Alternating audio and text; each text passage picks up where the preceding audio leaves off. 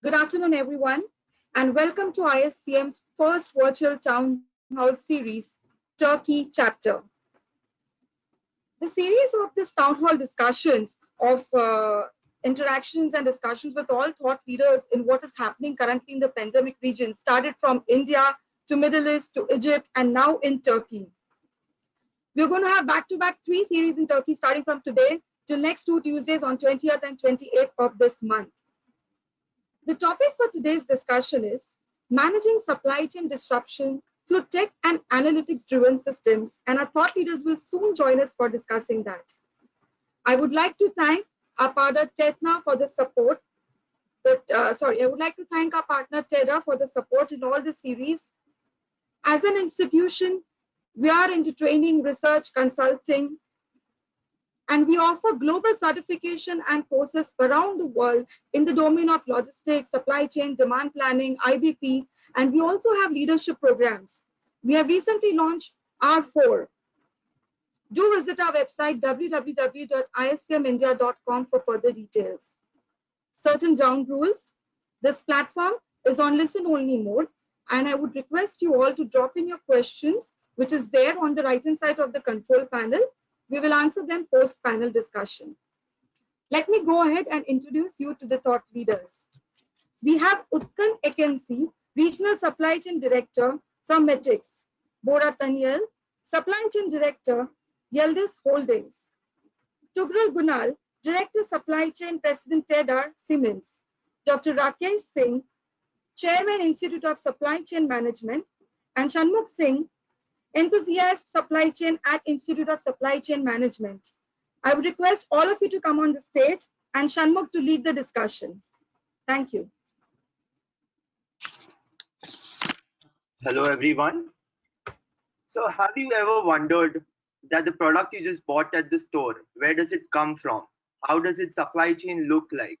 And what sort of complexities can arise while the product is sourced, manufactured and shipped to your nearby store? Well, technology has an answer for you. Companies are trying to digitize supply chain to increase visibility and transparency, either because of rising consumer expectations or because of the need to streamline supply chain. Any which way, technology adoption is increasing at a faster rate than ever before. Now, when we have such transparency and visibility, we understand that supply chain and logistics networks are complex interconnected systems that drive day-to-day operations of supply of goods and service goods to retail, to distributor networks, and so on. Adding to the complexity is the frequent incidence of black swan events like the ongoing pandemic, and further to it, trade wars, financial meltdowns, terrorism, nationalism, and the receding globalization are adding to the complexity that we face in supply chain today. The current health crisis and the resulting countrywide lockdowns experienced in most parts of the world have caused unprecedented disruption in the supply chain and logistics industry. Most regions in the world have witnessed supply shocks, in turn resulting in suppressed demand and loss of jobs, which further has created a demand shock. Most not only supply chains but have been exposed, but also human nature at large lies bare. We have seen a lot of cases of cheating, hoarding, supplier secrecy, and inflated prices. All this has had an impact on globalization and global trade. In particular, commerce in goods after the 2008 financial crisis has grown more slowly relative to GDP than in the preceding decade. But while the augmentation of supply chains may have slowed down, it has neither halted nor has it been reversed. Could COVID-19 be the blow that finally shatters these supply chains? Global goods trade is in a free fall. The World Trade Organization forecasts this will contract by around 25% this year. Global supply chains have proven to be fragile and marred with bottlenecks. Before the pandemic, there was a lot of talk of resilience, visibility, transparency, agility, and transformation, and there still is. But today, in my opinion, these words are just quite the buzz. Assuming the pandemic lifts and global lockdowns end, the medium term threat to long, complex supply chains comes from two sets of decisions. One is by companies concluding that they have overexposed themselves to shocks. The other is governments trying to force businesses to diversify supply internationally or to bring production home. When companies and governments start making these decisions, they are unlikely to be uniform. Companies like car manufacturers have expensive and complex supply chains and are less likely to change than garment manufacturers, which undertake simpler exercises in labor cost arbitrage and can switch more simply. Executives will be making these decisions in a newly politicized environment, and we expect a new global order to come into place. By this, I would like to start with my first speaker for the day, Tugrul.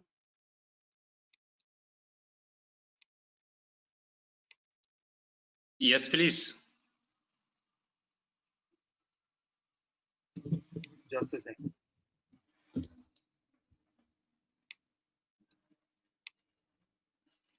Hi, Tugrul. Let me start with Bora. Sorry.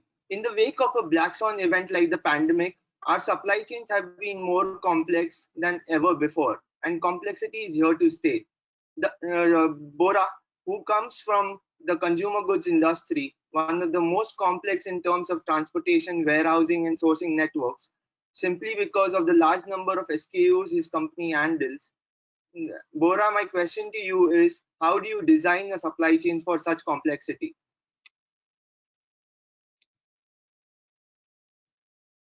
Bora, you have to switch on your mic. I'm sorry. First, thank you for the organization. It's really my pleasure to be together with these distinguished speakers and audiences during this event. Well, I would like to answer to your question in a different way, because the traditional case in supply chain design is that, as usual, as also very usual in the Yıldız Holding case, is that you get the right balance between the inventory, between the demand and the supply. And on the demand side is the distributors, the retailers, the wholesalers, the groceries, bakkals or other endpoints, who sell products, stores, etc., chains, horeca, hotels, restaurants, cafes, chains, etc., and their lead times, delivery frequency, sales pattern, etc. And on the supply side is the manufacturing, warehousing, transportation, inventory position, and location. And the bond between this demand and supply is, as usual, and as also were always usual, S&OP process. And as long as you get digitalized during this process, you get more visibility and efficiency. That was the case before the pandemic. This is what I tell. But now we are, as you have already explained, in a different era. Now there's a new normal. And the new normal means is a new customer. And if you are not successful in personalizing your customer, you are not unable to design your supply chain, because any supply chain should deduct back from the final customer and then induct back to the final customer as the last mile delivery or product service or other solution services. So what is new is that, all the new things have entered to our lives disruptively. People are more hygiene sensitive. They require contactless delivery. They provide full visibility. And also any supplier, any provider is caught to this crisis with lots of fixed costs. Who were idle during the pandemic. That means cost, etc. And this was really something different, and this has brought a new customer to our lives. So the question is that, let me answer this way. How do we accord as Yıldız Holding our supply chain design according to this new situation? According to this new profile. What's the profile? To summarize it again, he requires the order faster. He or she orders through online experience. I mean, requires contactless delivery. I mean, faster, pacer, and more accurate delivery, and some additional customized solutions. I mean, not standard products, but personalized, individualized products. I mean, a granular service is being sought by the customers. So coming back from this new profile, how do we accord ourselves? First, we shift from machine learning to deep learning, because I mean, certainty has transformed into uncertainty. We do not know what is consistent and stable at the moment. So we need to make use of deep learning technology much more. I mean, this is not a requirement for any company, but for Yıldız Holding, with a large of complexity and idle capacity during the pandemic, requires this. I mean, that means that we need to be more predictive in this uncertain condition in terms of the SKU position, assortment, and also we need to shift from the safety stock concept, and we are trying to shift from the safety stock concept to predictive stock concept. That means, I mean, in which part of SKUs or in which single granular SKUs we should be focusing, and for the others, if there's any decision to delist them or to find some alternative channels to promote or to accelerate them in terms of sales, etc. And also we try to focus much more on last mile delivery, because that's the key issue. Everybody is at home and they are ordering online.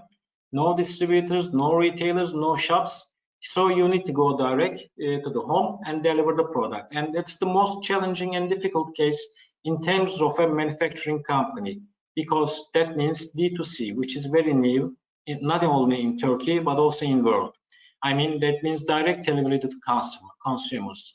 That requires something different, you know, because you also need to transform your fixed cost to variable costs. I mean, because the demand is fluctuating and uncertain. So you cannot estimate or predict what sort of a fleet do you have. You have to invest, what sort of square meter in the warehouse, what sort of height in the roof, or what sort of a manufacturing location, etc. So what we have done or still are trying to do is that we have many retail stores which were idle or very active during the pandemic. We also plan them act as a dark store, I mean, for home delivery. And also we check some alternative solutions in last mile delivery solutions like Uber type logistics, I mean, with less dedicated resource but more flexible resources, and also provide for visibility during the delivery, contactless delivery, providing, I mean, online ordering platforms rather than buying it from the store or the distributor, or the traditional way of drop route, I mean, by a single van, delivering single drop sizes, I mean, to the groceries or to the retailers. We need to go direct to the consumer. So that also requires us to deal much more than we used to in the past with Internet of Things, IoT, I mean, cloud computing, because we started to deal with the route optimization. What we have been told when we have started in Yıldız Holding to our job is that we are manufacturer and distributor. That was the case.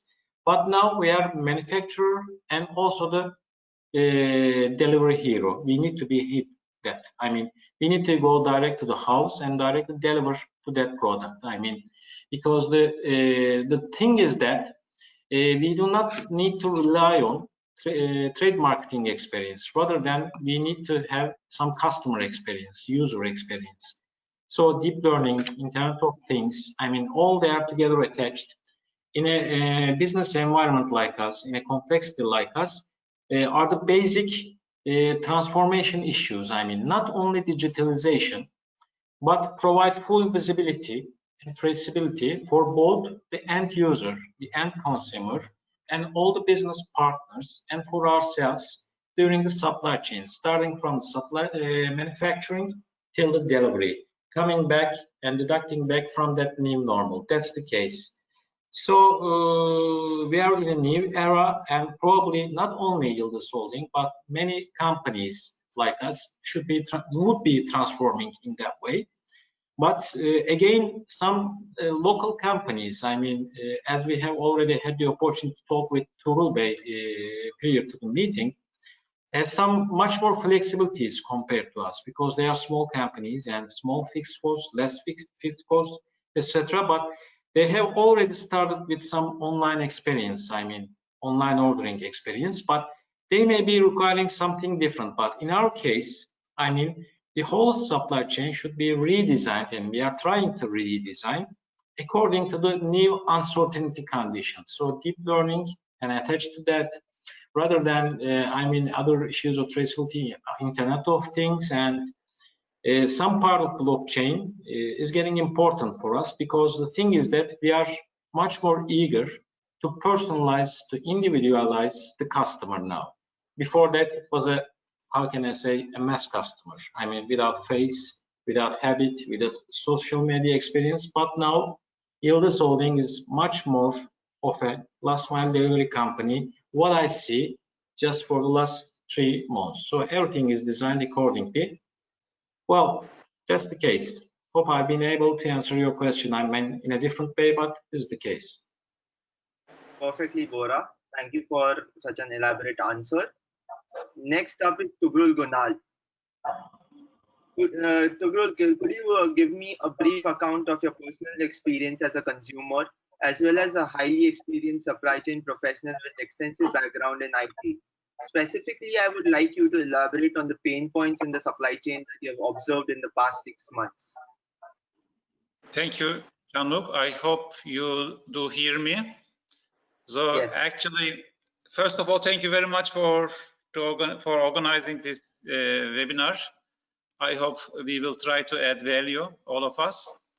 So we are really going through very heavy VUCA times, as mentioned by Bora Bey. Everything is volatile, everything is uncertain, and everything is very, very complex. Please let me briefly explain you based on the very sustainable data which we received from various companies, the economical growth, the GDP growth of the world before COVID-19 and after. What is the forecast? What has been the forecast? So there are 3 scenarios actually: V scenario and U scenario and L scenario. Limited GDP loss with the V scenario, and high GDP loss with the U scenario. So the estimation, new estimation has been compared with the COVID-19 period before. So we had an estimation about 2.5% growth of the world GDP growth, and based on the new data which we received, it is approximately, based on the V scenario, 4.5% minus. Based on the U scenario, it's 6% minus as a whole.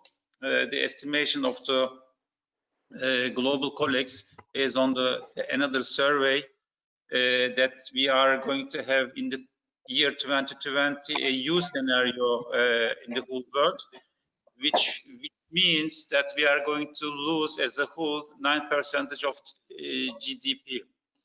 Let me explain the outcomes of the survey. Ernst & Young had realized that there has been 2,900 managers who participated, covering 14 different sectors and 46 different countries, that 73% of the participants think COVID-19 will cause serious corruption in the global economy, and 52% has started to take actions in order to change their existing supply chain, which is a good message actually, that we have to work on the supply chain restructuring as well.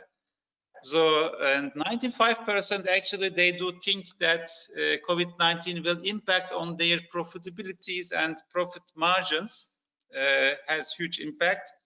And 72% of the participants they have stated that a radical transformation has already started. If I look at the figures of Turkey, the average figures, which we received again based on this survey, China will have growth of for 2020 3.3%. This is the last estimation realized end of March. USA -2%, Europe average -2%, again 2.2%, and Turkey -1.4%. So the COVID has really impacted us a lot. To go a little bit deeper on some sectors maybe. So again, based on this survey, so the airlines may have a loss up to 113 billion US dollars compared with the previous forecast, which was 29 billion dollars. So some sectors certainly will be really affected enormously, such as tourism, such as food and beverage, oil and gas, and automotive. There is another statistic, again, based on another survey, that the automotive sector will be recovering their figures compared with 2019, firstly in 2024. The same with the machinery, etc. So we are all having very, very challenging periods in front of us. Certainly, supply chain will be also affected. At this stage, I would like to give the word to you. If you would have any additional question, please.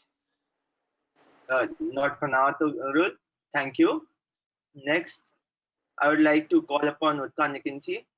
Same question to you, Utkan, but more from the aspect of changing consumer patterns and how do changing consumer patterns increase complexity in our supply chains.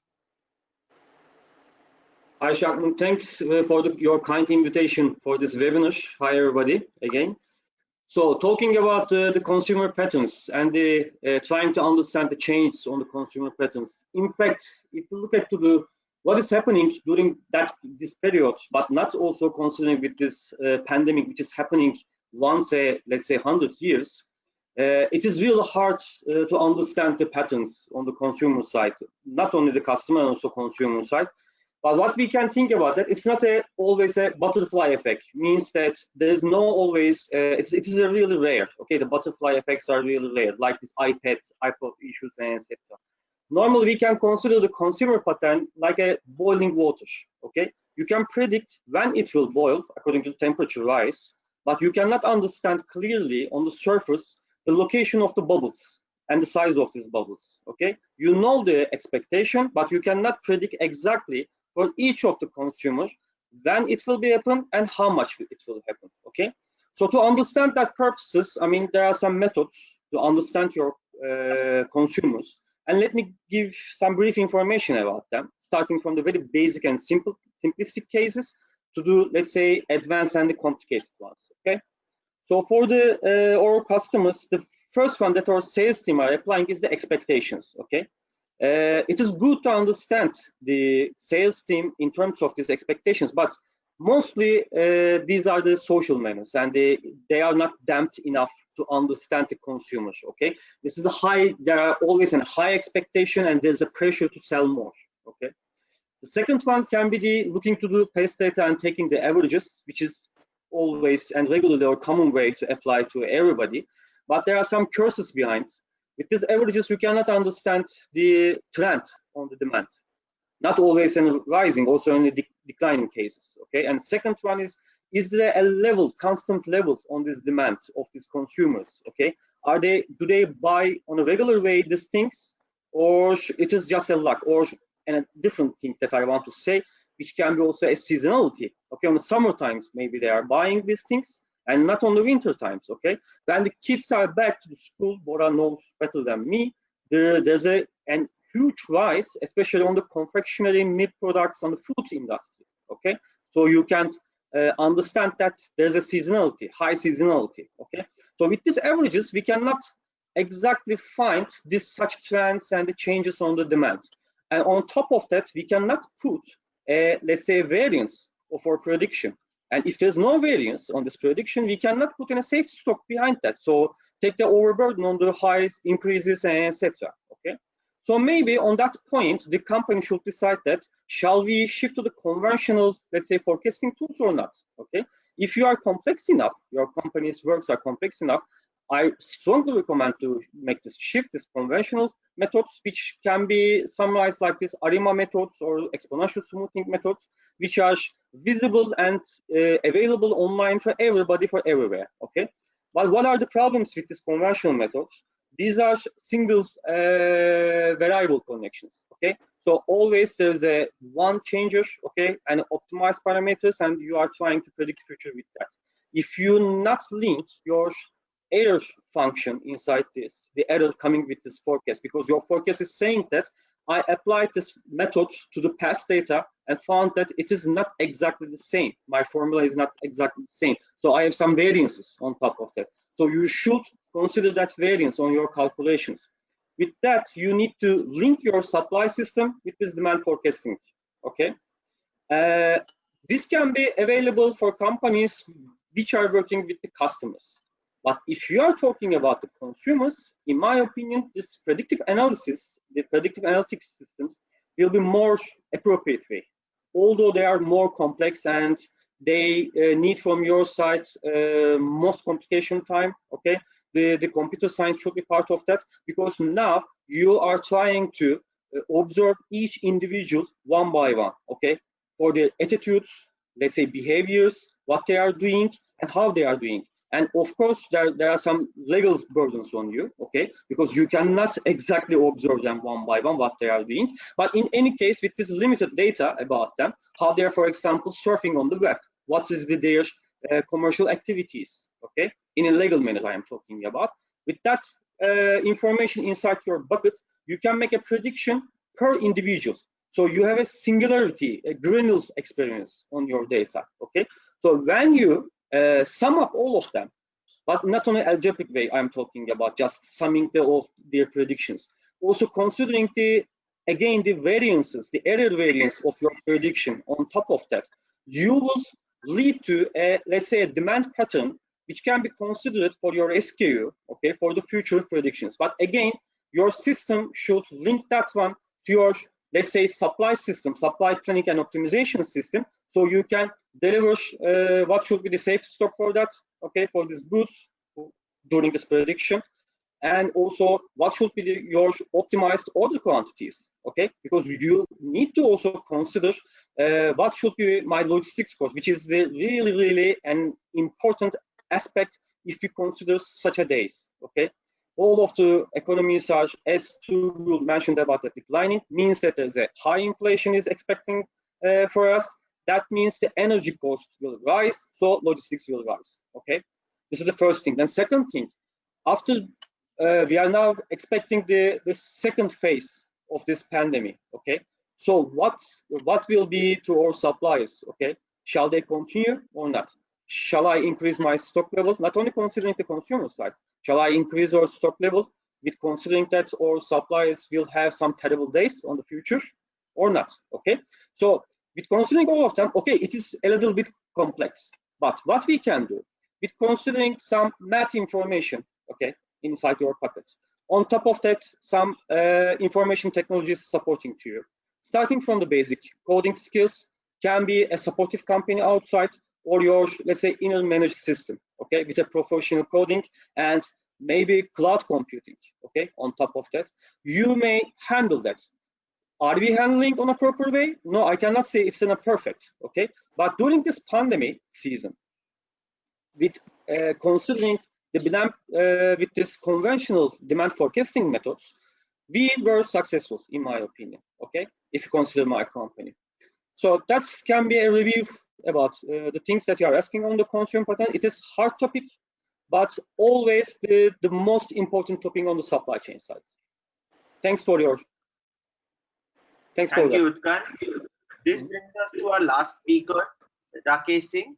I would like you to describe the sort of supply chain complexity you face in areas such as procurement, supply chain, and logistics planning. Can we have Rakesh Singh? Hi, everybody. Thank you, Sanmukh, for asking that question.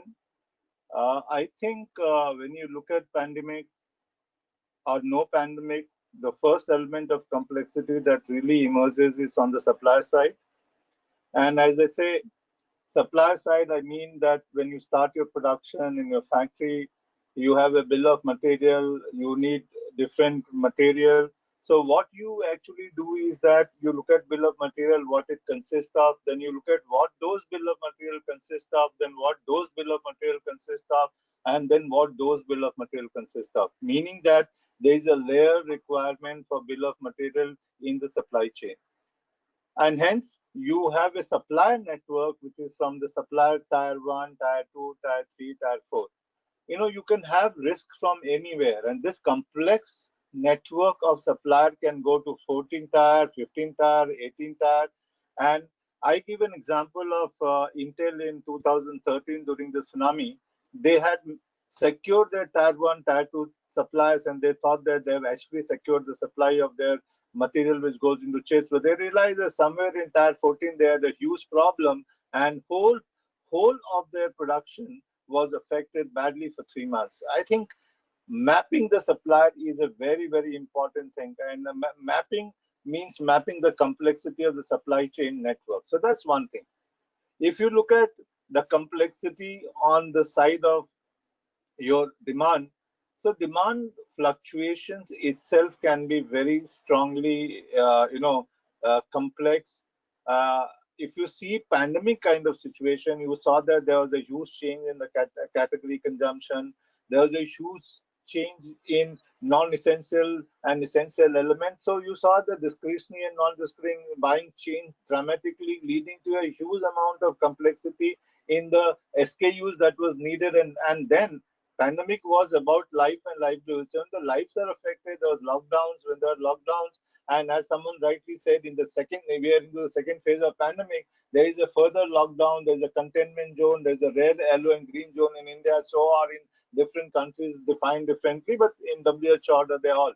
You find that demand keeps shifting daily, and hence your logistics, your warehousing, locations and availability creates another complexity. The whole supply chain becomes very complex, and hence it raises a very fundamental question that during such pandemics, through natural disasters, through when there's geopolitical trade wars, as you said rightly, there is a need to understand how do we secure our supplier, how do you secure our production, how do you secure our warehousing, how do you secure our transport, and how do you reach, as Tugral said about hyper-local market. Your whole distribution network is destroyed. What is the reach strategy to the large scale? And obviously, at times, you may not have the cost-benefit analysis in favor of, cost, but you have to do this. And during this time, I think business continuity plays a big role. Even normal time, these are the complexity that really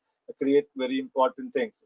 Look at the e-commerce channel that has actually emerged, the largest channel of discovery, because you need no contactless delivery. And I think the delivery from daily delivery, it has increased to 10 days, 11 days throughout the world. And that channel changes, the omni-channel changes, and media influences of social media all have created further complexity in the demand patterns and buying behavior of the consumer. So I think complexity is multifold, and it has increased during the pandemic, and it's going to have some element of impact on the supply chain, because we are calling technology was disrupting and making your supply chain world yucca. But look at the technology plus pandemic, technology plus natural disasters, which have been happening at a rapid pace, are going to create complexity, and we need to be ready for that. That's from my side till now. Thank you, Dr. Rakesh Singh. To build more resilient and flexible supply chains, companies may consider several options, including bringing some critical activities closer to home, setting up backup suppliers to reduce exposure to any single supplier or country, or refining their inventory strategies. But having the right combination of technology and expertise, people, and solutions in place is critical as companies revisit their supply chain strategies. Fortunately, leveraging supply chain technology can improve end-to-end visibility, resilience, and efficiency within your supplier networks. Advances in digital technology and automation are driving the continued evolution of supply chains. But what technologies would drive profitability and competitiveness in your supply chains is the most sought after answer in the SCM industry today. Since technology adoption requires notable investment in tech stack as well as the greenfield change initiatives to ensure technology drives value. Also, technology adoption requires significant finance for talent acquisition and retention. This brings us to our first poll for the day. We are still in the midst of Industry 4.0, where processes have taken on the label of smart through the integration of IoT, AI, cyber physical systems, and cloud and cognitive computing. The basic principle behind the fourth industrial revolution is that by chaining machines, intelligent devices, and systems, supply chain technologies are creating smart networks throughout the value chain, from materials to production to last mile delivery, that can control each other with critical human intervention at strategic nodes. I would request all the attendees to answer the poll. Thank you. The poll results are here. Well, we'll start with AI. Well, if you don't mind, I can take the first step to the question first, and then give word to the other valuable or distinguished speakers. Well, in general way, my idea is that there's not a benefit hierarchy or superiority between the technologies. I mean, the thing is that what's your business and what's the profile of your business, what you are doing, and in which sector, what sort of a client you are going, and what's the demand, and what's your product. Everything determines the solution. Someday, for example, a complex environment with fluctuating demand and uncertainty, which is our case currently in Yıldız Holding. I mean, we have lots of SKUs and we do not know how we can sell them according to the past data, historic data. We need some predictive decision models. So in our case, deep learning is appearing to be much more of priority, and also attached to that, digitization of marketplace is quite important for us now, since we are driving much more into e-commerce. But that doesn't mean that machine learning or robotic or automation are less priority. Of course, they are all together giving value, I mean, to the solution.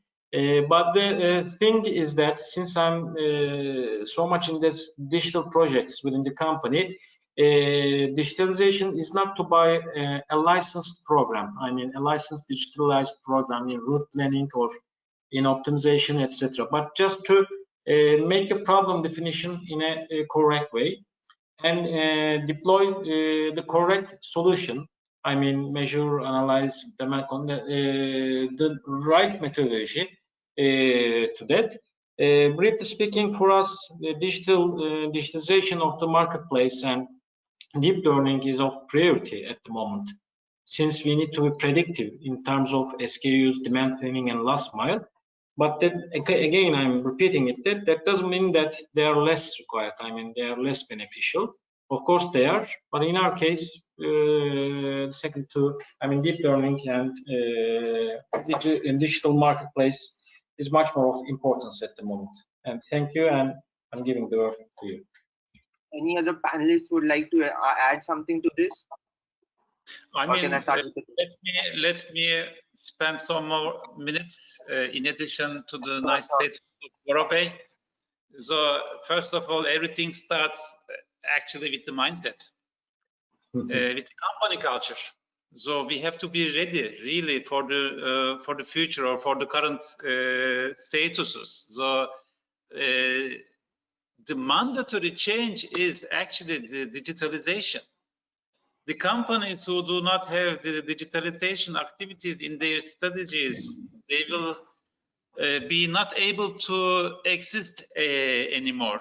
So there is a nice thing of the CEO of the company Accenture that Fortune 500 companies disappeared since half of them disappeared since the year 2000 because of the digitalization activities.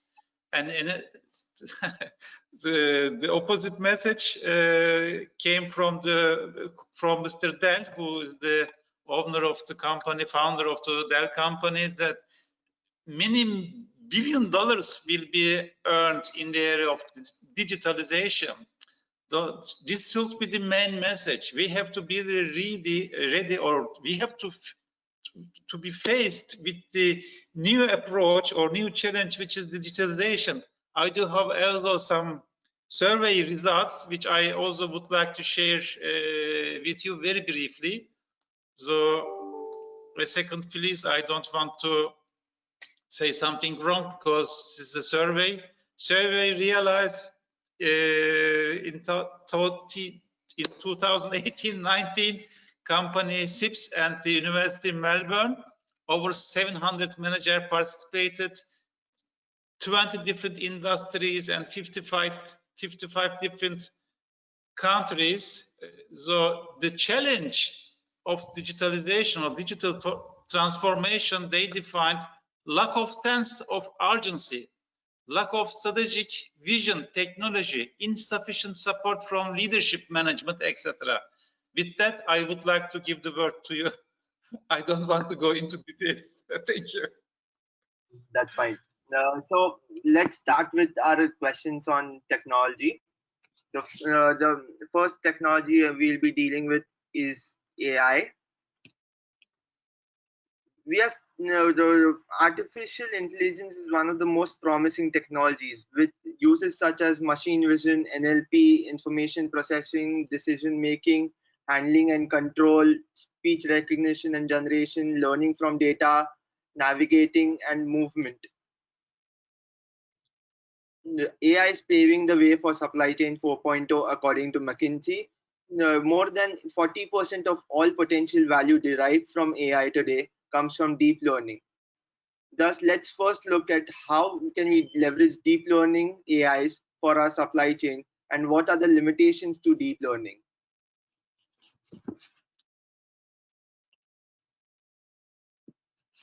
Any panelist can answer this question. Shall I start? Well, yes. Okay. Okay. Okay, yeah. Fine, thanks. So when we consider that the deep learning, I mean, first of all, we need to look at what is inside the deep learning. So if you look at the wording, it seems like the whole of the people, if you are not inside this math and the calculations, seems like very complex, very expensive tools to generate inside your company. But it is not like that, okay? So because with the start of a new era, which is the open science, open coding, etc., you can find a lot of tools on the web and get your deep learning system inside your company. And it is nearly free, okay? So let me give some basics about it. For example, forecasting.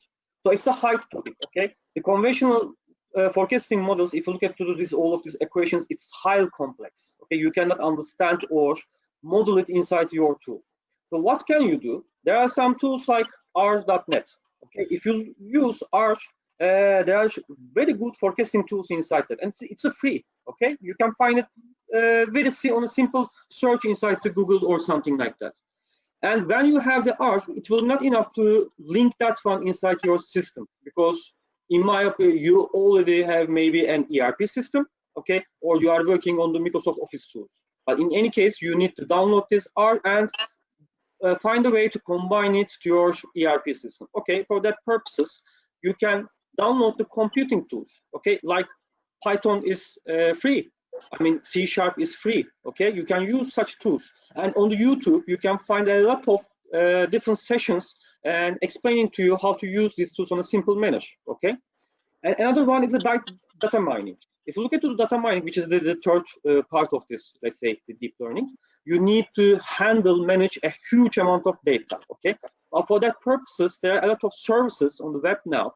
On a cloud base, they are giving you some rented places to keep your data, and again, it's a free of charge, okay? Because they are trying to make you inside that system, okay? And on the future, if you are getting more complex and more professional, okay, you can get some rented places from them. Okay, and the last one that I want to talk about, if this R or this, let's say, C# or this data mining tools are not enough for you, you can check the GitHub, okay, to download some packages for you, because there are a lot of guys and young guys working on that, making the necessary tools ready for you. Okay, these tools, for example, can calculate all of the types of the differential equations for you. You just enter the main points inside it, the main parameters. Okay, and mostly, in my opinion, finally, most important one, the Wikipedia.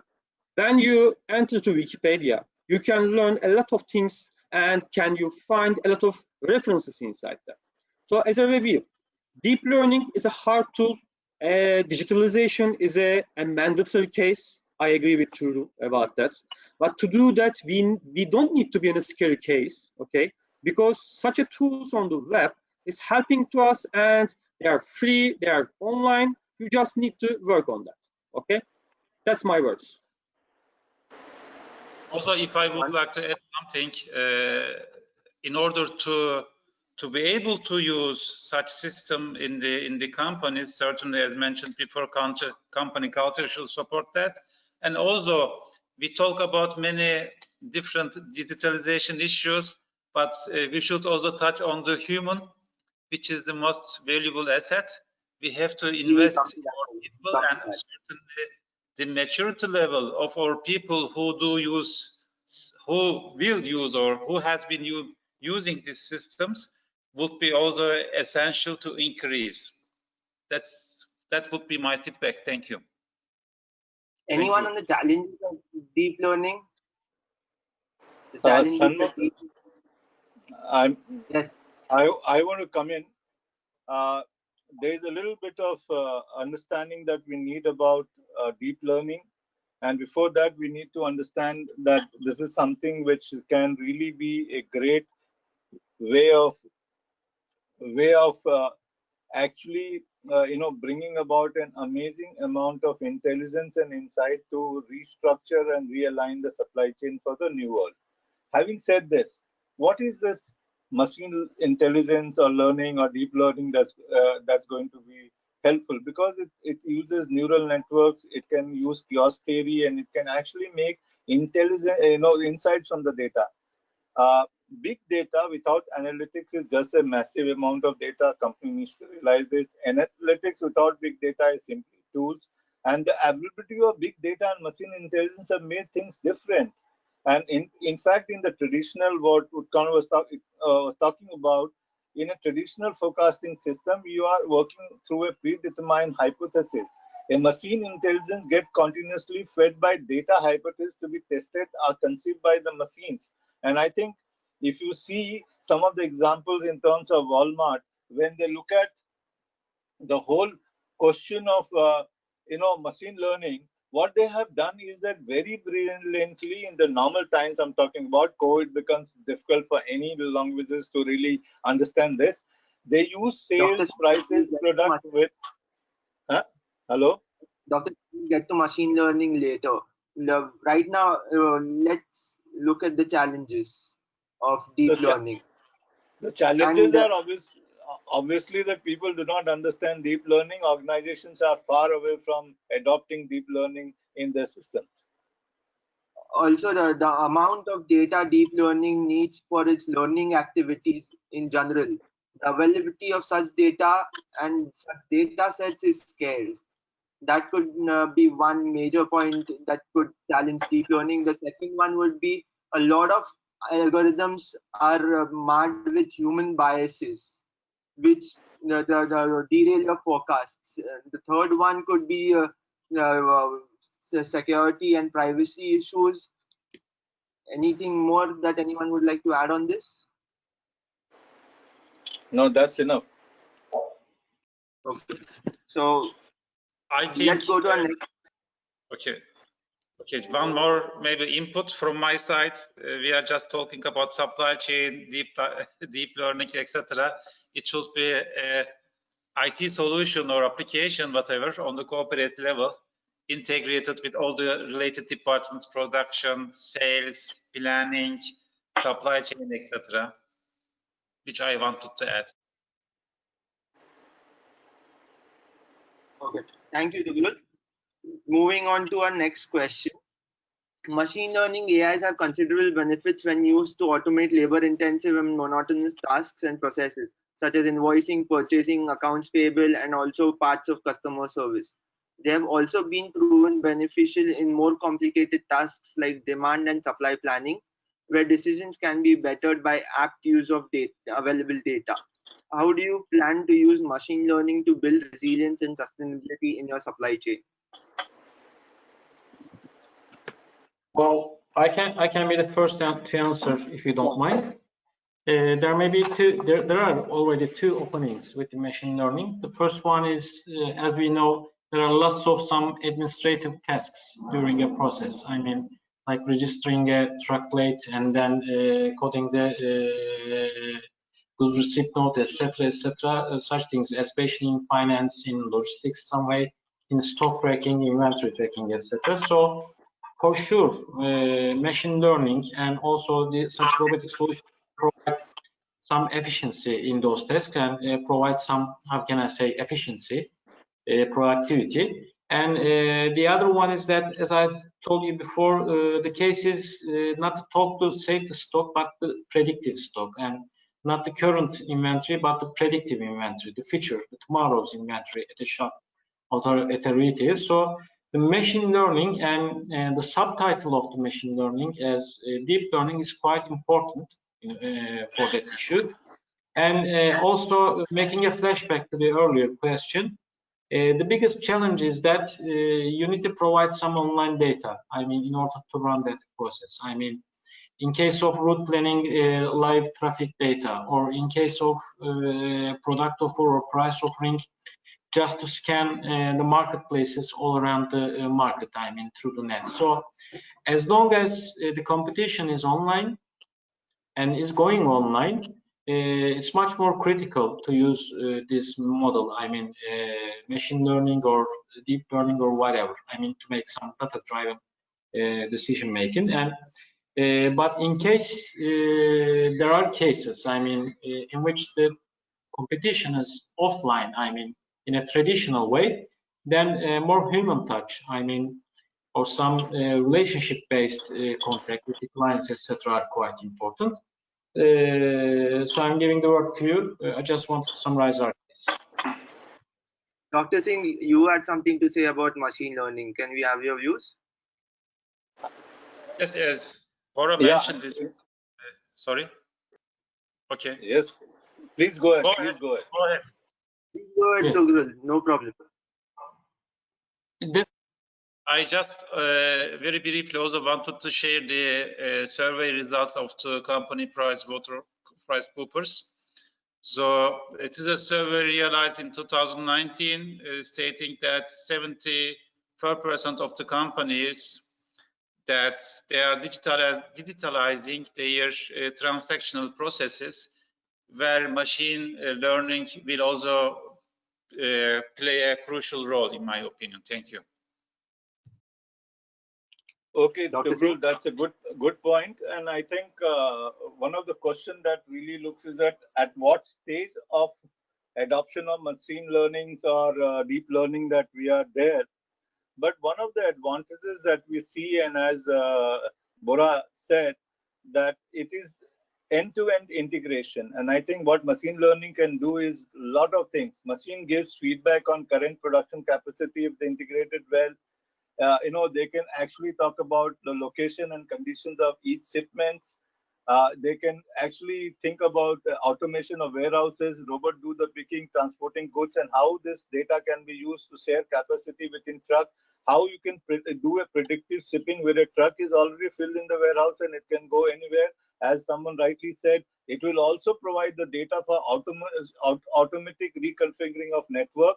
And if you see supply chain 4.5, the overarching full data transparency as well as end-to-end performance management of the organization can happen. And forecasting of the most critical variable like the promotions, weather, event, channel, product, prices, sales, which create the internal business-driven variability can be taken off. So I think the potential of machine learning is amazing and companies are moving towards that. But I think the first fundamental thing required is that we need a complete digitalization process. That is where companies are struggling, or they are thinking. Thank you, Sanmukh. That's it from me. We next jump to IoT.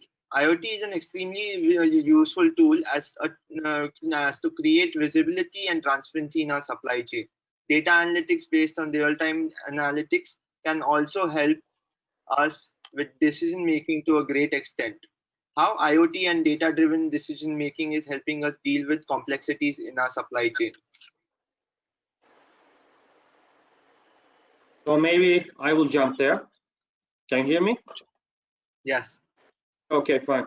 So if we look at to do this IoT and data decision-making systems, it is really necessary if you have an amount of, let's say, higher than 100 SKUs, okay, which is like the whole of these companies. Because consider that with this, all of this past data coming from past, how are you planning to analyze one by one, and afterwards making a prediction system and optimize that system, giving with the, let's say, low variance and handle all of these things. So because of that manner, you should have a system, the company should have a system that all of the data is keeping inside that, can be linked easily to your algorithms, to optimization algorithms, prediction algorithms, and afterwards release the appropriate result for you. For that purposes, highly recommended one is again the cloud-based systems, because with that, in such a days, for example, you are not inside the company, you are not a part of the network. So you are working maybe from a home, okay, on a home office space. So the cloud-based systems will do a lot of things for you, and especially the CPU needs will be supported by the technology, okay, not by your personal computer, okay. So because of that, if you want to make a good prediction for the future, such a data decision tool should be very supportive for these companies. Okay. Thank you, Uttan. Anyone else? So moving on, we'll take the last technology for the day, that is digitalization of marketplace, which got the most votes. Now, digitalization of marketplace. Before I talk about digitalization of marketplace, I would like to talk about how countries are talking about, countries and companies are talking about diversifying sourcing to different source points, and how can we use digital marketplaces to promote our procurement strategies and build resilience through procurement.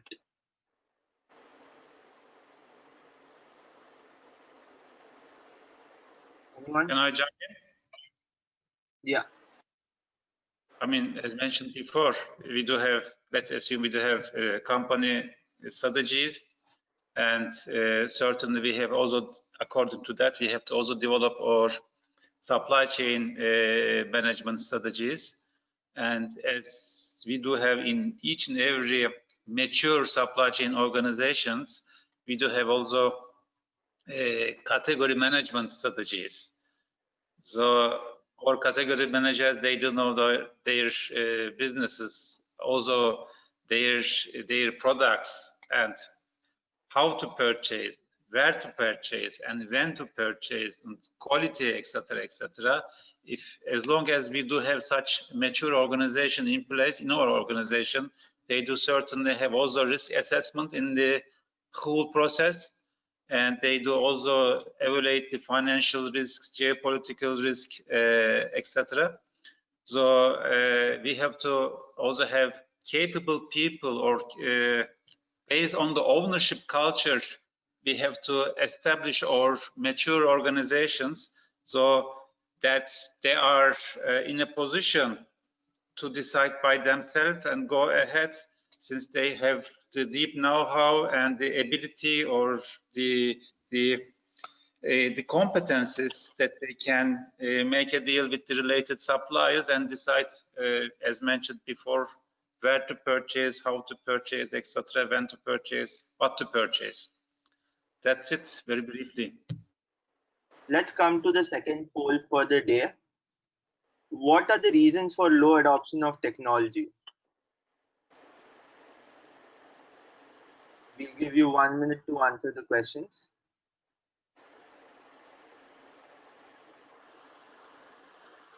Well, talking about the Turkey case, since we are talking about Turkey market and Turkish conditions, I think my answer is, for me, the first thing that applies is that some technologies that we already discussed are expensive at the moment, and they require some organizational restructuring.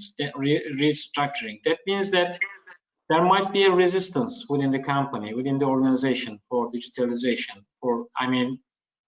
some safety or security, job security issues, etc. Because mostly digitalization can be perceived as headcount saving, but it's not that.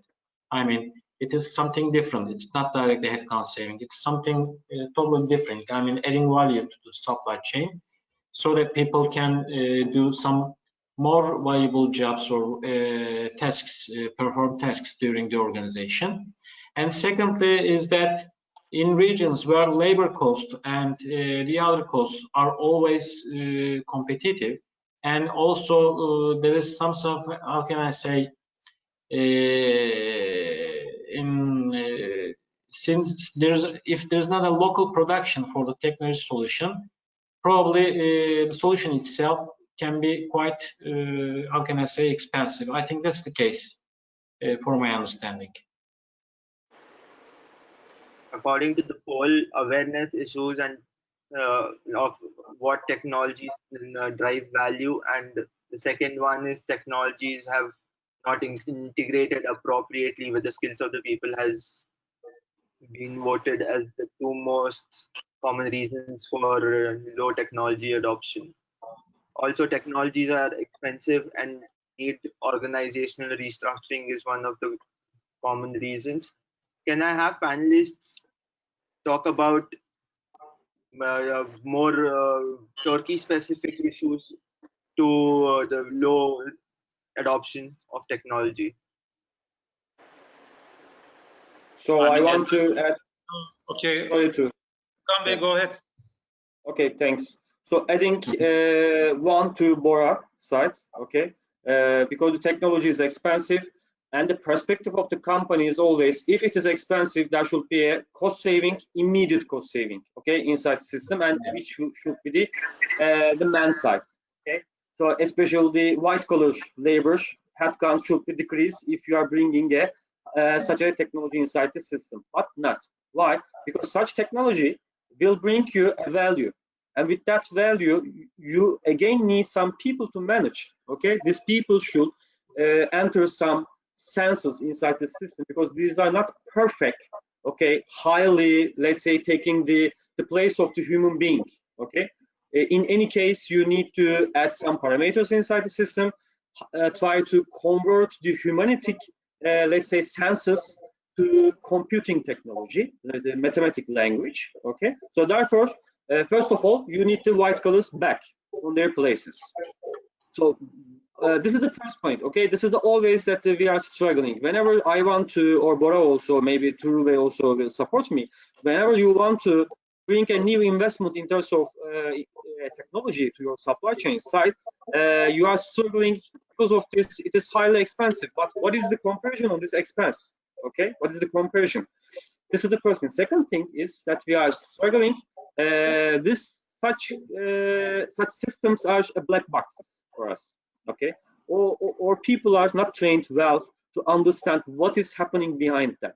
Consider again the machine learning, okay? Okay, we are talking about the machine learning, but do we know exactly what are the algorithms and let's say the equations, functions the system is using? And whenever it is predicting something to us, do we understand clearly how it is doing? Or if I change parameters one, what will be the result? Do I understand clearly? No, mostly no, okay? And the companies are such, let's say, information technology companies. Whenever we are sitting on the meeting and trying to understand what is inside this black box, they are not telling mostly, okay? Because they are thinking that it is, we will steal it, okay? And reprogram it and try to use on a different manner. But this is not the case, because it is like you are renting a driver for your truck, okay? Already you know to use that truck, but you are renting somebody because this is not your focus. This is not your focus of your business. This is the case again, okay? You can be aware what is happening inside this black box, but afterwards, okay, let them continue with their improvements and adaptation of the system to your technology. That's from my side. I mean, many minutes ago, I had mentioned the challenges of the digital transformation. So I will very briefly touch on the issue digital supply chain outcomes. For example, effective decision-making process will be in place when we have the digitalized process in the area of our responsibility. End-to-end integration. We will be much more customer-centric, and we will be much more cost-effective, and we will be much more agile. On the other hand, very brief information about from the sales side. For example, because it is not a just supply chain issue, it is a company strategy issue, in my opinion.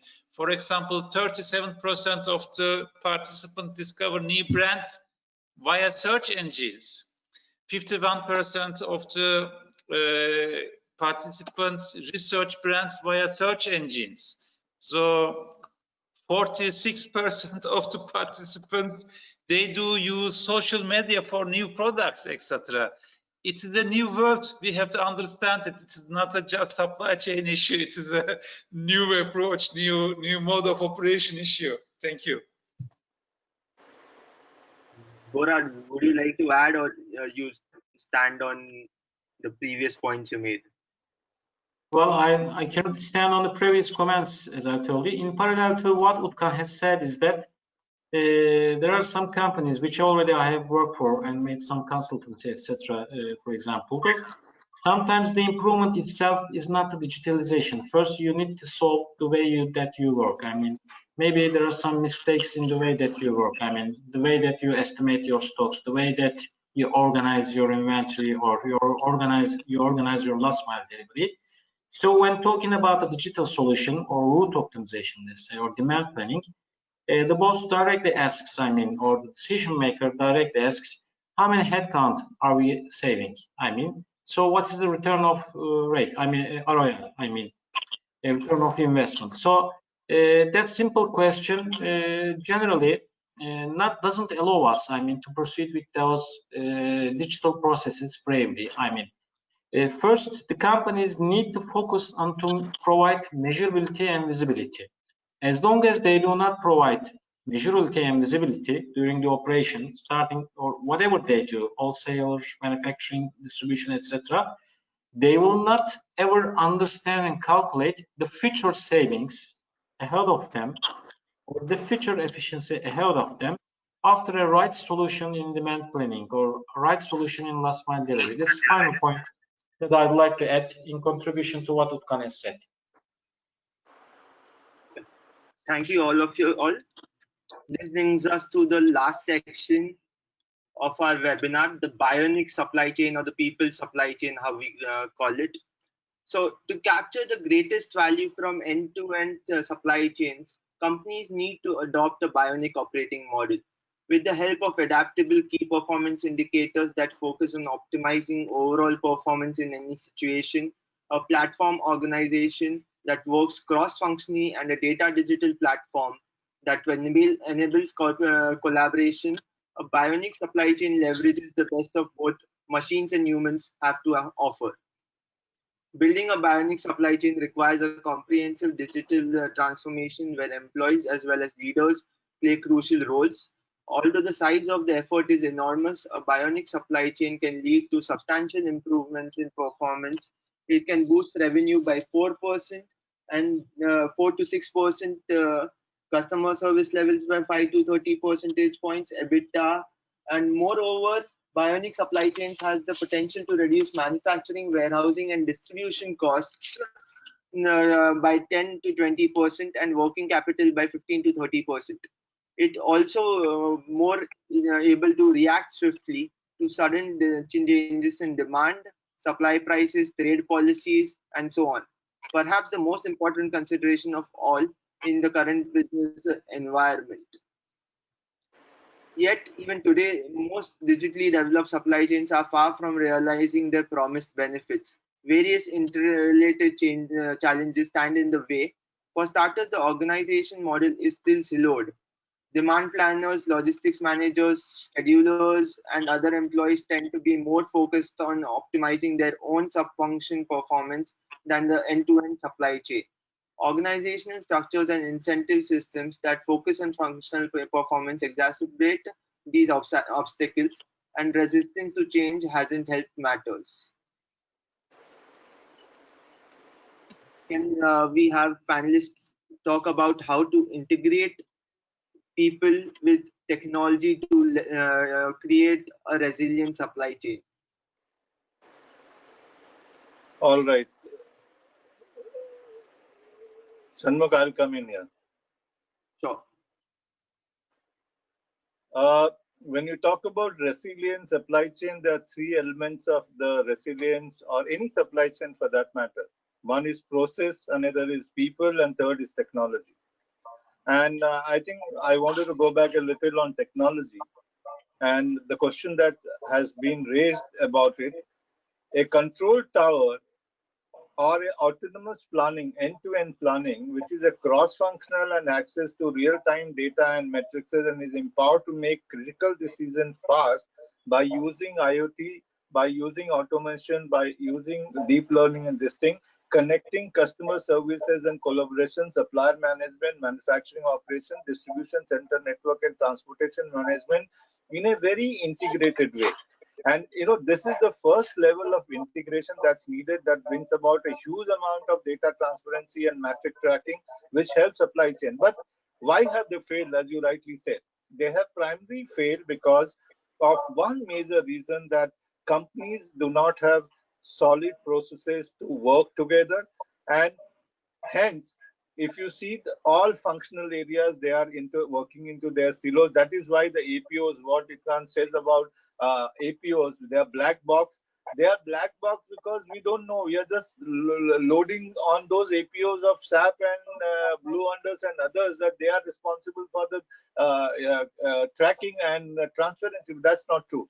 We have never had a cross-functional approach where people come together. I think most organizations do not have a major SNOP and IBP, meaning that the marketing, the logistics, the product development, customer service, supply, team, distribution network, and transport, they don't sit together. They don't review things together. They don't understand constraint together. They don't share together. And they don't share together because most organizations do not train. This is the time when everybody has cut the training budget, when they need to train people in resilience and how do you look at the outcomes from any technology or APO that they have, how to read it well so that they can plan and secure their supply bases, secure their distribution center, secure their transportation better. So it is one major thing is that organizations work in political compartments, in silos, and hence they fail. And if they can't bring people together and also training people to the new requirement of all these technologies, then I think bionic supply chain would be, the conclusion of bionic supply chains would be quite true. Businesses need to move further to train people, integrate people, technology, and well-formed processes of cross-functional to become effective. And I think this has been a very common problem throughout the history of supply chain practice everywhere in the world. That's from my side.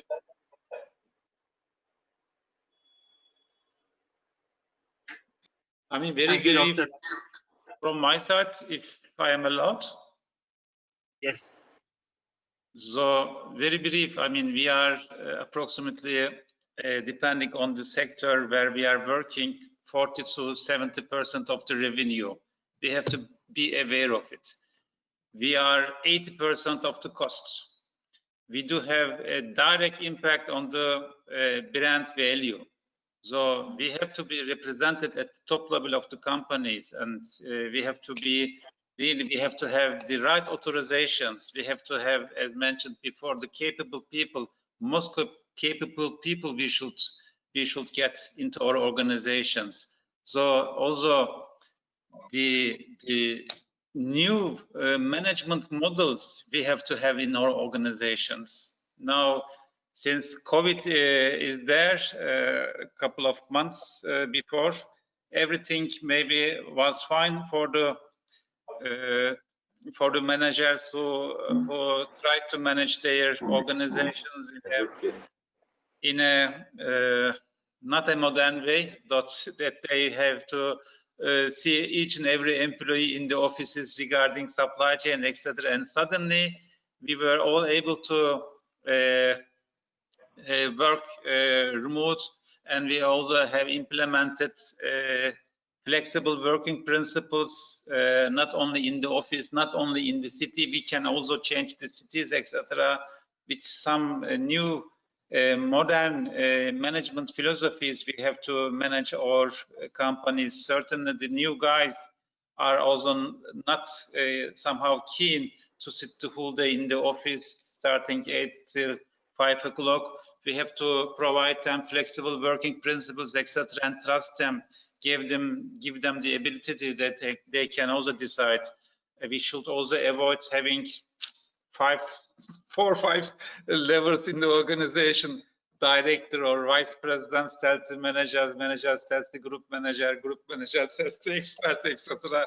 So really the world has been changing, and the COVID-19 showed us again that supply chain, end-to-end supply chain, has been much important, which is also proven during the COVID period, since even you cannot, if you are not in a position to buy a protection mask, you cannot run the factories.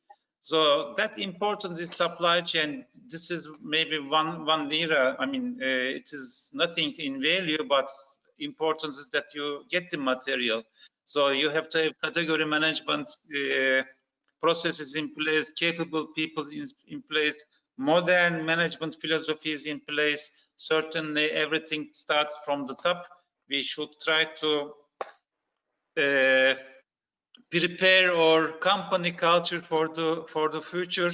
But as we also know, cultural changes fail. 70% of the cultural changes fail, but we have to do all this to be ready for the future. Thank you. Thank you. Well, first, we totally rely on Turul-Bey's experience, and he has already said some valuable comments. Just addition to that, not that at the importance, but in details maybe. The thing is that the key issue is within the operation is the continuous improvement culture, not only in the white colored, but also the blue colored, not only in the office or plaza, etc., but also in the shop floor. So in order to provide that, I mean, in order to motivate that, people will be hand in hand with the new technology for the new supply chain design for the future needs, etc. First, we need to develop this mental transformation, as Tuncel has already said, that there needs to be a mindset change. I mean, that means that things can be done in a more proper way, a pacer way, a faster way, a more accurate way. And again, we can hold on our job security, etc., and we can contribute into this efficiency. That would be the idea. So, shop floor exercise. I mean, the thing is that during the period that I used to work in DHL supply chain years before, one of my colleagues, I mean, managers, have told me that the shop floor people are the best storytellers. I mean, that's the case. They know the hidden facts. I mean, they know the hidden barriers, or they know why the business is not going in a right way. So we need to listen them, and we need to motivate them for the continuous improvement culture. And as long as the right story comes out of the supply chain and the problems can be visible, then we may introduce the right solution and hand in hand develop a more agile, I mean, stronger, not vulnerable supply chain design for the future. This is my word, final word. Thank you. Utkan, anything? that you would like to add? So on top of that, just give a, let's say, a result of this experiment. Starting from March, most of our team inside the company is working on a home base, okay? So before that, as Turu said, we are observing or watching when they are coming to the office, when they are living, what they are doing, etc., okay? So, but now you can't, okay? Everybody's at home, working from home, and making a connections via these web tools, etc., and trying to handle their businesses. So we cannot easily distinct the crisis and understand the performance of the company during that period. But instantly, no more doubt that it seems like that it is manageable. Okay, the people can work on it, let's say, in a more free way. They will not spend on the traffic sometime. They can sit there home with their, maybe with their family. But most of the people, in my opinion, 99% are approaching according to the rules. Okay, they are applying their own rules, and afterwards they can handle their job on this way. Okay, I'm not talking about the operational people because I'm a part of this operational side. So the factory should be run inside the factory. Okay, the shift leaders and etc. should be, everybody should be there.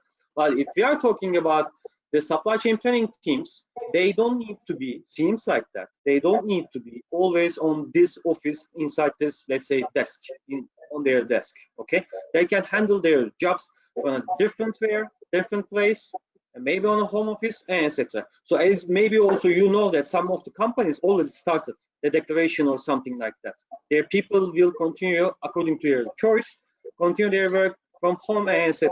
So if we can maybe make a system like that, on a regular way, we will meet each other on our offices, and on the remaining time, they can do their job wherever they want, okay, and whatever they want in the manner of the time. Okay, so that can be a good result of this experiment, because never it was tried for any company because of the mandatory things in terms of health and etc. So everybody is trying that, okay. So at the end, hoping that within this year that this tragedy will end and we will start to discuss how to continue to work together. Okay, that's all from my side. Very briefly, I can share with you a real example that just 10% of my colleagues are now working in the office. They are working all home, maybe in other cities, but I don't observe any missing performance. I am very briefly sharing it with you. Thank you.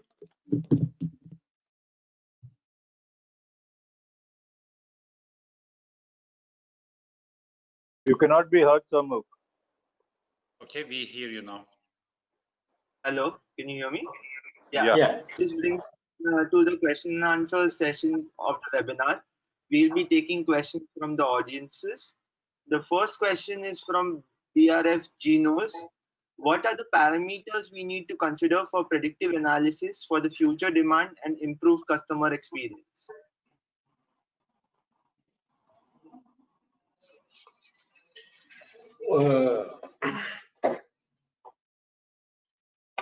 I mean, well, first let me just try to answer the question because it's quite a critical and large-scale question. And also, I'd like this contribution from Mutkan, who is this subject is expertise as far as I know, and also Turul Bey will support me.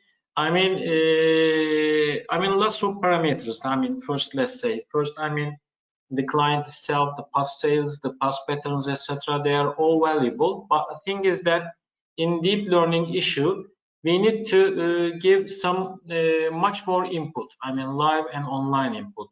The social media experience of the final customer. I mean, his or her shopping experience throughout the marketplace. I mean, if there's an online competition, what sort of products, at what rates, at what prices, and in which frequency he or she is buying for home, and any other recommendations or his or her comments about the online experience within the marketplace. I mean, suggesting a product or suggesting a marketplace or not suggesting not advertising badly about the service, etc. They are all valuable. And also there are some different parameters as well, because you need to give some data about economic condition. I mean, inflation, again, it's important.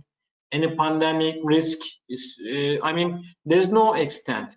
As long as you have already have some online data through the network, I mean, through the internet and through the universe, directly or indirectly related with this issue, they can be all together the parameter for the deep learning process, because it's some sort of a network of neurons.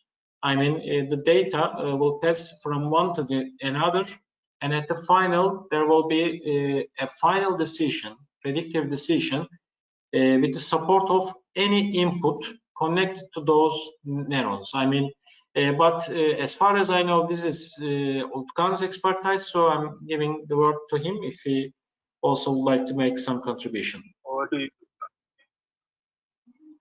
Okay, thanks for that. So we can divide in 3 groups these inputs if we are talking about.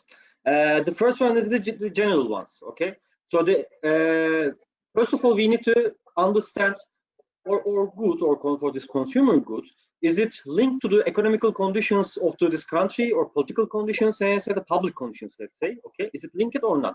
If it is linked, if you are thinking that it is linked, we need to also input the inflation rate, as Bora said, inflation rate, the economical FX rates, etc. Or whenever there is a, let's say, a crisis which is happening in our country, unfortunately, the political crisis, then we need to push a button and add this information inside the system. This is the general issues of link it with our product. Second one is the particular issues, again, link it with the product.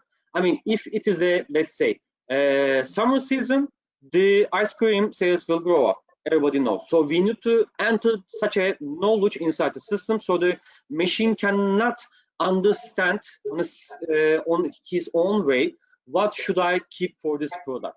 Okay, so summer season, as I said, if it is in the winter time, the people eat more the confectionery, etc. So the weather conditions, I mean, if it is related this good is related with the sports activity, what is the dates of these cups, etc. This is the particular linked parameters. And the third one is the related with the company.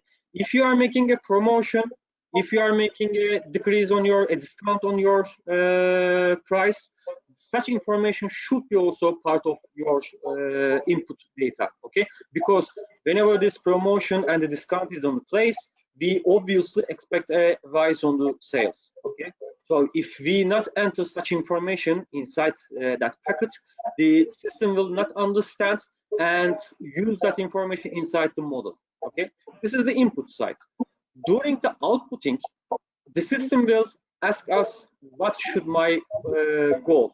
I mean, minimizing the variances, I mean, maximizing the revenue. If we are talking about, we have a packet of the consumer goods on which one we are trying to sell. So that means the revenue management, okay? So what should my goal, okay? And finally, giving the necessary optimum parameters. That can be done by the system, okay, via this machine learning or deep learning, or we can give inside the system and give our predictions. These parameters are pointing on the, let's say, the level, the trend, the seasonality. Shall I dump the result of this prediction, etc., etc. Okay, but this last one is really highly complex to handle. So in my opinion, we need to consider again back to deep learning and machine learning. The system will do for us. But the ones that I tell, also Bora also told about that, this general information about the economy, the particular linked systems, linked things or goods, and what are we doing to sell this good. So this 3 packets should be inside this input data. That's all from my side. Thank you, Utkan. Now, moving on to next question. What skill sets are required for supply chain professionals to align with technology and data-driven systems? Tugrul, if you can take this up. I mean, thank you. I mean, I think all of us have already answered this question. Certainly, I mean, we have to be aware of the current technologies and of the to-be technologies. We have to aware of our maturity level regarding technologies. But we should really not focus on just technologies. The supply chain management is, there is another slide set. Procurement is the most interfacing function in the organization, both internally and externally. Therefore, technology know-how wouldn't be enough. We have to develop our communication capabilities, collaboration capabilities. Therefore, we have to also invest in ourselves, or our companies would invest in ourselves in the areas of collaboration, communication, and technology. What we did is, as Siemens Turkey, it was 3 years ago, we developed a technology maturity level assessment together with our colleagues from other countries, and each and every Siemens Turkey employee participated at this maturity level assessment. And for our improvement area, we just received suggestions about the trainings. And we took these trainings, and automatically our maturity level increased. Therefore, as a company culture, we have to be aware of our maturity level of our colleagues and adapt them or train them or develop them for the upcoming challenges. The same I would suggest for the new supply chain management commerce. Thank you. Thank you, Tugul. Moving on to our next and last question for the day. From Nisreen Al-Kubai. Today there is no more going back. We must adopt technology. Where are you in your organization, and how supply chain is helping promoting this? One minute for each panelist. I mean, I tell you, I just can continue if I am allowed. There is a web page, very brief, very brief information about will robot take my job. So, for example, 98% of the procurement clerks will lose their jobs. So, for example, accountant auditors, 94% of the accountants will lose their jobs. And certainly there will be much more additional jobs in the area of supply chain or in the other areas. Therefore, we have to be aware of the new technologies, of the new modern world, how to deal with. Thank you.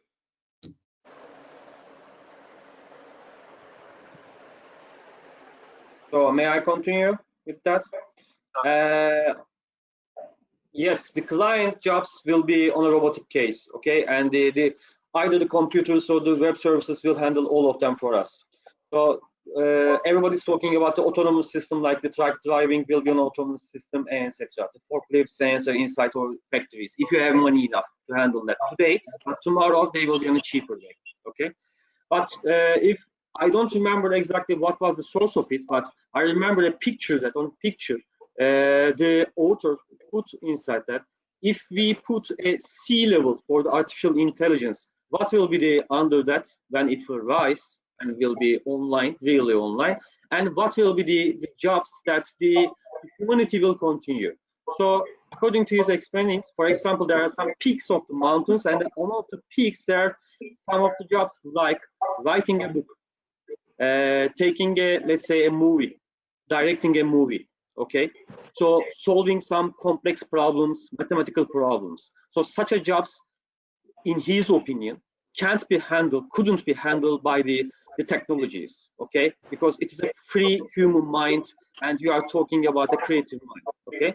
But if we back to the supply chain side, my opinion, yes, I agree, the client works, such clerk works will be handled by the autonomous system. But works like purchasing interface, working with the people, making some deals and agreements, okay, with the people, and optimization, whole of the supply chain, prediction for the future, handling the variances inside the system. I mean, increasing, let's say, the customer service level with these predictions, will be still on the human side. Because why? We don't have still, on a mathematical way, the proper answer yet. Okay? Because of that, the computer can't handle it in a proper way. Okay? So maybe you know that my last words. The first question was, because before the computers, Alan Turing asked that question: how can I distinguish the difference between a human and a computer? Okay, that was the question. And his proposed answer was, I will ask a theoretical question, okay, and make the computer prove it the results. Okay, if he or she can prove it, then it's not a computer, it's an intelligent system, because computers can't know exactly when they should stop and apply a different technique. Okay, that was the aim by Alan Turing. So because of that, as a review, the complex things like the interfacing with the people and solving the optimization problems inside the supply chain will be still on our side, luckily, let's say. That's all from my side. Bora, well, I totally agree the comments previously made by Utkan and Tuğrul Bey. I think great contributions. I think the key issue is that there will be two classifications: the jobs or the tasks that are administrative and with less value, and the job and tasks, I mean, or the missions with added value. I mean, for the newcomers, for the new people, for the graduates, for the students, or for the other people, even for myself, my suggestion is to be on the latter side, I mean, which is add value side. As long as you are at the add value side, I mean, you create some value during the task, I mean, by transforming it to a digital way or in another way, or introducing some lean practices, etc. That's the case. But what I mean is that the all administrative tasks during finance, procurement, or planning, or logistics, truck loading, etc., will someday and in somehow turn into digital. I mean, automation, something like that. But I just want to give an example out of the box, out of the context. The key issue is that we need to be confident that we are human. I mean, because since we are human, we create the technology and we know how to add value to the business. Just to give an example, I don't know if everybody has watched that movie before, but years before I have watched a movie called Artificial Intelligence by Steven Spielberg, as far as I know. The main theme is that there was an imitated boy, I mean a human-like boy. A mother loses his baby and there's an imitated baby, but as genius as the earliest one, as the dead one. But the theme of the movie was that the boy was on a journey just to be able to cry and just to be able to be a real human.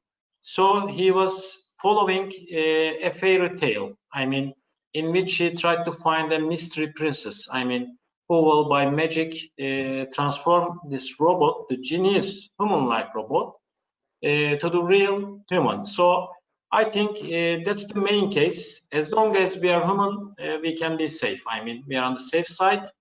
And so just a small suggestion, just let's try to be on the left side, I mean, on the valuable side, so that we can, I mean, add value to the job and transform all the business. That's the case. Thank you. Thank you, Bora, for ending on a positive note. And thank you to Utkan and Tuğrul. I would hand over to Jason to deliver the thank you note. Thank you, Shanmugh. Thank you to all the panelists, Bora, Utkan, Tuğrul, Dr. Singh, Shanmugh. Indeed, it was an insightful session, and I think a good takeaway for the audience. Thank you for being there. And I would also like to thank all the attendees, and do attend the next series of lined up on 21st and 28th of this month. I would also like to thank Shanmugh, Yvonne, and entire ISCM team for making it happen. And do visit us on social media. Thank you, everyone, for being there. Thank you. Thank you very much. Have a good day. Thank you so much. Thank you. Thank you. Bye-bye.